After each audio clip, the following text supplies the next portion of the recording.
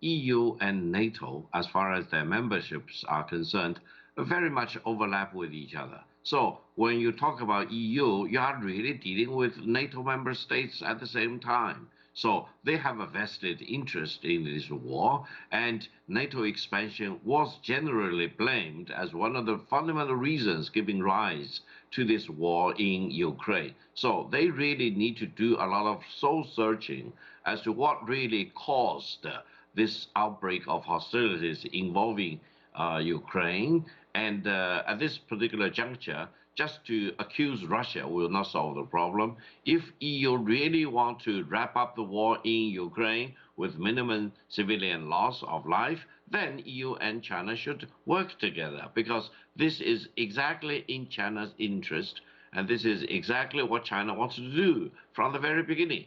From February the 24th, China has chosen peace.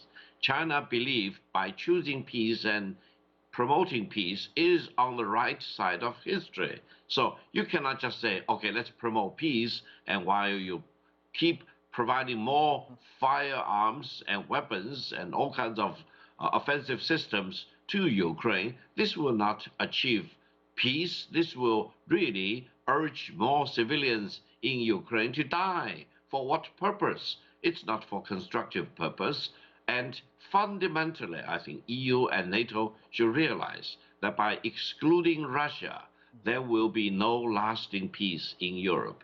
We all agree here that an immediate stop of the violence, a ceasefire, is required. And I think everyone should contribute to that. And that doesn't mean regime change. It means stop the violence, withdraw your forces. Because we are talking about Russian aggression. The Russians invaded. They started the war. So they have to stop the war and they have to withdraw. And I think every country in the world which has some sort of leeway on Putin, some sort of potential to put pressure on Putin, should use that pressure. And then afterwards, we can talk about how to engage Russia and what sort of peace element and peace we can, and future European security architecture we can design.